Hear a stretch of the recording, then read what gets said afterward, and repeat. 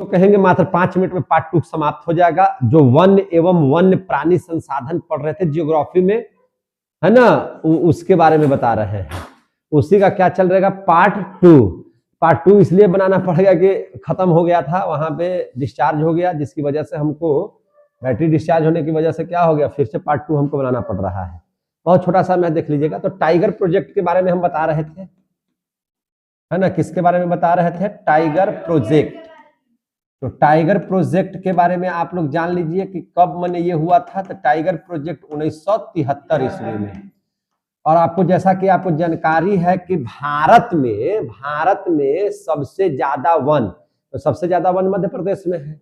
तो इसीलिए सबसे ज्यादा टाइगर, सबसे ज्यादा बाघ कहाँ मिलेगा, तो मध्य प्रदेश में। कितनी संख्या है, तो 529, है ना। पूरे भारत में अगर बात करें तो जितना वन है उसमें 2963 बाघ है, टाइगर है। और अगर हम लोग इस पर चर्चा करें तो पूरे विश्व में, अगर भारत को छोड़ दीजिए तो सारा विश्व में जितना वन है उस वन में 593 टाइगर भी नहीं है, है ना। यानी कि मध्य प्रदेश का भी मुकाबला नहीं कर सकता है बाघों की तुलना में। इसीलिए भारत में सबसे ज्यादा बाघ हैं। और उनके लिए संरक्षण के लिए क्या बनाया गया, एक कानून बनाया गया जिसको टाइगर प्रोजेक्ट कहते हैं। कब बनाया गया, 1973 ईस्वी में बनाया गया कि अगर आप गलती से टाइगर का शिकार करते हैं तो आपको कानूनन जुर्म होगा, कानूनन जुर्म कहलाएगा, और आपको इसके लिए सजा भी हो सकती है। समझे कि नहीं। अगर बाघ अगर शिकार कर देगा आपका तो उसके लिए कोई कानून नहीं है, समझे कि नहीं। लेकिन आप कर दीजिएगा तो आप फंस जाइएगा। क्लियर हो गया। हमने फिर कहा था कि भारत का राष्ट्रीय पक्षी कौन है भैया, मोर है ना, जिसको संस्कृत में क्या कहते हैं, मयूर भी कहते हैं। याद रखिएगा इस चीज को। और भारत में एक बहुत प्यारा जलीय जीव है। तो भारत का राष्ट्रीय जलीय जीव, हमने कहा कि भारत का राष्ट्रीय जलीय जीव का नाम आएगा तो क्या चीज का नाम लेना है, डॉल्फिन का। राष्ट्रीय जलीय जीव में किसका नाम लीजिएगा, डॉल्फिन का नाम लीजिएगा। और डॉल्फिन जो है ना, ये विश्व में कहीं नहीं पाया जाता है, सिर्फ कहाँ पाया जाता है, भारत में। और इसको प्यारा लगता है गंगा नदी। कौन सा नदी, गंगा नदी। यानी कि गंगा नदी में रहती है और डॉल्फिन। और गंगा नदी कहाँ बोले तो बिहार के भागलपुर में है ना, गंगा नदी ये होती है। तो डॉल्फिन को बचाने के लिए, है ना, डॉल्फिन की सुरक्षा के लिए, है ना, इसके संरक्षण के लिए भागलपुर में, बिहार में केंद्र बना है। तो बिहार में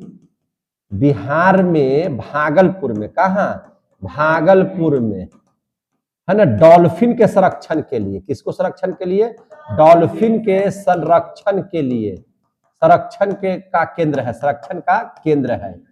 समझ में आ गया बात। एक केंद्र बना है, उसको संरक्षण का केंद्र कहते हैं, जो भागलपुर में है।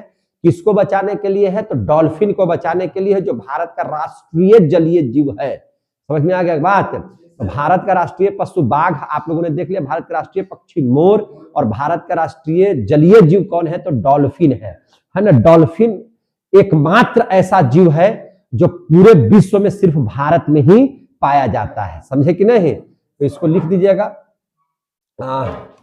डॉल्फिन जो है, डॉल्फिन एकमात्र जीव है, एकमात्र जीव है जो सिर्फ कहां पाया जाता है, तो जो सिर्फ भारत में ही पाया जाता है, भारत में ही पाया जाता है, अन्य जगहों में यह पाया नहीं जाता है। समझ में आ गई बात ना आप लोगों को। तो चलिए, बहुत अच्छी बात है। अब देख लीजिएगा, अब एक बात का चर्चा कीजिएगा। भारत में जो है संरक्षित और आरक्षित वन या रक्षित वन सबसे ज्यादा कहां मिलेंगे, तो मध्य प्रदेश में, क्योंकि वन वहां पे ज्यादा है। सबसे ज्यादा वन देखिए 54% वह वन था। कौन, जैसे 3 प्रकार के वन बताए थे ना, जैसे 3 प्रकार के वन किसके आधार पर, संरक्षण के आधार पर। तो पहला क्या बताए थे, तो पहला जो बताए थे वन जिसका नाम था संरक्षित एवं आरक्षित वन, वह सरकारी वन है जिसमें किसी को नहीं जाना है, जिसकी मात्रा कितनी है, 54% है। उसके बाद हम लोग आप लोगों को बताए थे जिसका नाम था सुरक्षित वन या रक्षित वन, जो SC ST लोगों के लिए था, यानी कि आदिवासी और जनजाति के लिए था। और इसकी जो मात्रा है वह मात्रा थी 29%। कितनी थी, 29%। और एक वन हम बताए थे जिसका नाम था अवर्गीकृत वन, जिसमें सभी लोग जा सकते हैं और क्या क्या नहीं कर सकते हैं, ये सब हम पहले का वीडियो में आपको पढ़ा दिए हैं। तो इसमें करीब करीब जो था ये था 17% के आसपास में था। तो भैया मध्य प्रदेश में जब सबसे ज्यादा वन है तो सभी वन तो वहीं मिलेंगे। सभी वन कहाँ मिलेंगे? उसी जगह पर मिलेंगे। तो भारत में सर्वाधिक संरक्षित पूछेगा या आरक्षित या सुरक्षित पूछेगा या रक्षित वन पूछेगा तो कहाँ बताइएगा? मध्य प्रदेश। कहाँ कहिएगा? मध्य प्रदेश में। तो इस बात को हम लिख देते हैं कि भारत में, कहां पे? भारत में सर्वाधिक संरक्षित, सर्वाधिक संरक्षित, संरक्षित बोलिए, या इसी को हम लोग क्या बोलेंगे? आरक्षित। एक हो गया। एवं सुरक्षित एवं रक्षित, सुरक्षित एवं रक्षित वन। समझे कि नहीं? अब आया समझ में? तो कहां मिलता है ज्यादातर? मध्य प्रदेश में। मध्य प्रदेश में। क्लियर हो गया ना? कहां मिलेगा? मध्य प्रदेश में। अब देख लीजिए,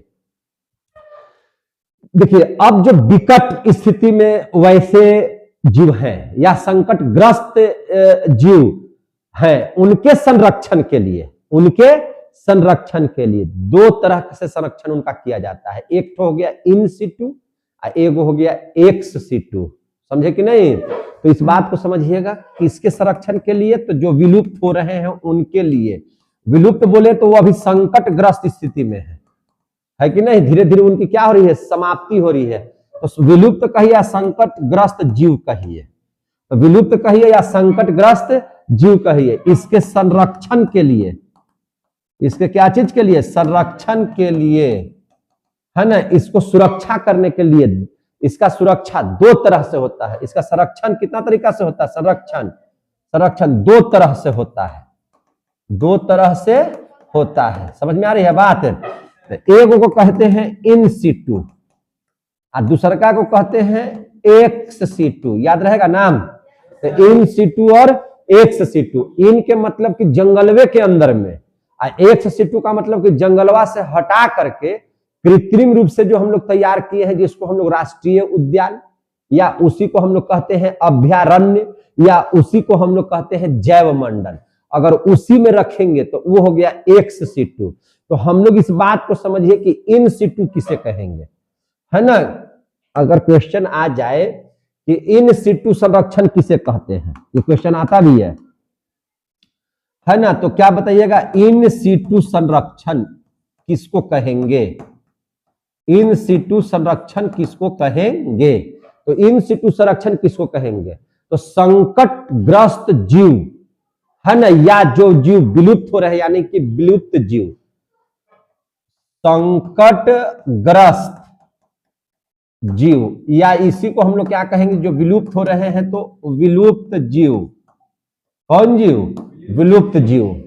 अगर जो है इनका संरक्षण, इनका संरक्षण या उपचार, किसी तरह से कोई बीमारी है या कोई घवाहिल है या कुछ भी है ना, तो उनका बचाने के लिए या उसके उपचार के लिए उसी के प्राकृतिक आवास में, और ध्यान समझिएगा, इसको इधर खींच दिए, हाँ ध्यान से रखिएगा, उसी के प्राकृतिक आवास में, उसी के प्राकृतिक आवास में, प्राकृतिक आवास में, है ना, प्राकृतिक आवास में किया जाता है, किया जाता है, तो उसे इन सीटू संरक्षण कहते हैं।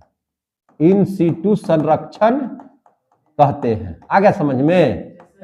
जैसे कहने का मतलब है कि कोई भी बाघ हो, सियार हो, भालू हो, हिरन हो, हाथी हो, कोई पक्षी हो, कोई भी चीज हो, अगर उनकी वो संकट में अगर है या अब धीरे धीरे विलुप्ति के कगार पर है, अब उनको बचाना है, तो अगर वो संकट की स्थिति में है या विलुप्त होने के कगार में है, तो अगर उनका संरक्षण या किसी भी तरह से अगर उनको जरूरत है उपचार की, तो अगर उनका उपचार उसी के प्राकृतिक आवास में, तो उन लोग कहां रहने वाले जीव जंतु है? जंगल में। तो अगर जंगले के अंदर में करते हैं, कहां करते हैं? जंगल के ही अंदर में करते हैं, तो उनको कहा जाता है इन सिटू संरक्षण।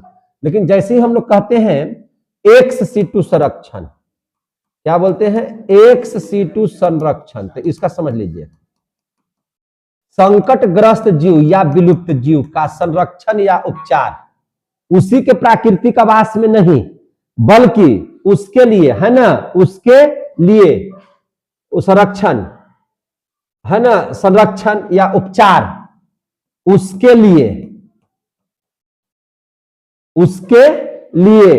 है ना, प्राकृतिक आवास से अलग करके, अलग प्राकृतिक आवास से अलग कर दिए, प्राकृतिक आवास से अलग करके, जहां प्राकृतिक आवास से अलग कर दिए और जहां अलग माने रखेंगे उसको, जहां उपचार करेंगे, जहां उपचार करेंगे उसे हम लोग क्या कहते हैं, एक्स सीटू संरक्षण, एक्स सीटू संरक्षण कहेंगे। तो क्या घर लेकर के आइएगा बघवा के, हाँ हथिया के घर लेकर चलाइएगा नहीं। तो उसके लिए क्या है कि आपको जो है क्या बना हुआ है, जैविक उद्यान। तो बिहार में एक ही को जैविक उद्यान है, उसका नाम बताइए तो। पटना में है चिड़ियाघर जिसको बोलते हैं, उसका क्या नाम है, संजय गांधी जैविक उद्यान। क्या नाम है, संजय गांधी जैविक उद्यान। तो उसके लिए आप उसको किस में रखिएगा, राष्ट्रीय उद्यान में, या कहां रखिएगा, अभयारण्य में, या कहां रखिएगा तो आप बता दीजिए, जैव, है ना, उसको कहां रखिएगा, जैव मंडल के, जैव मंडल में। जैव मंडल का मतलब नहीं समझे, ये बहुत बड़ा मंडल है जैव मंडल।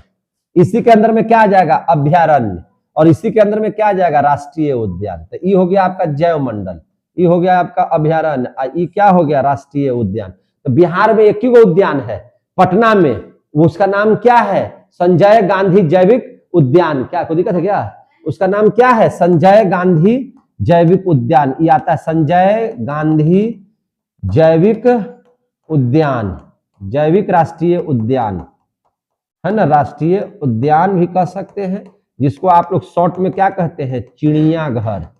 क्या कहते हैं, चिड़ियाघर। अंग्रेजी में इसको क्या कहते हैं, जू। ये कहाँ है, बिहार का एकमात्र उद्यान है, बिहार का एकमात्र उद्यान है।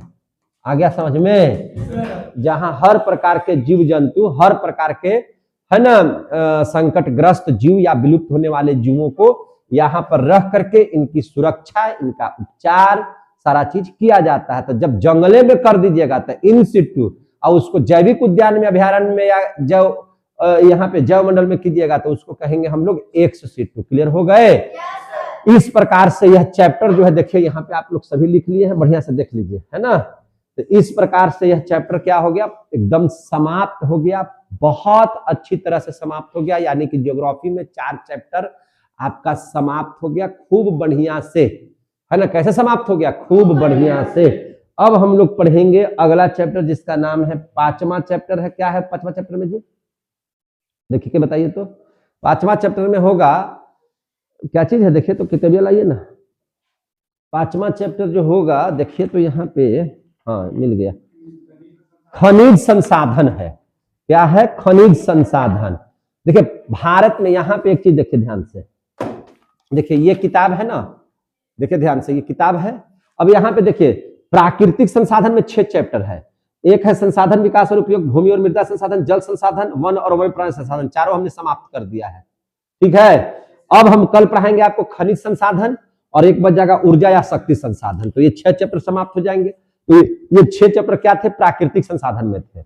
और फिर देखिए मानवकृत संसाधन भारत में, तो 3 चैप्टर पढ़ना है, कृषि संसाधन, निर्माण उद्योग, परिवहन, संचार और व्यापार। तो ये तीनों को भी पढ़ा देंगे। और उसके बाद बिहार संसाधन, बिहार संसाधन एवं उपयोग, ये तो पढ़ा देंगे जम के। मानचित्र अध्ययन है, ये तो 10 मिनट का चीज है, मानचित्र 10 मिनट का चीज है, खत्म कहानी कर देंगे। आपदा, प्राकृतिक संकट और आपदा प्रबंधन, ये भी जो है ना, ये दोनों मिलाकर के 2 वीडियो में समाप्त हो जाएगा। समझेंगे नहीं, बहुत आसानी से सबके सब चैप्टर आपके क्या हो जाएंगे, समाप्त हो जाएंगे, है कि नहीं। अभी हम लोग 4 चैप्टर शुरू किए, खत्म किए हैं। 13 चैप्टर में 4 खत्म कर दिया, 9 बचा हुआ, 9 दिन में समाप्त, 10 दिन में समाप्त, जितना दिन में समाप्त होगा समाप्त होगा। बढ़िया से पढ़ाएंगे आपको, कहीं से कोई दिक्कत है तो बोलिए, समझ में आ जाती है बात। तो जय हिंद, जय भारत, जय मेरा बिहार, वंदे मातरम।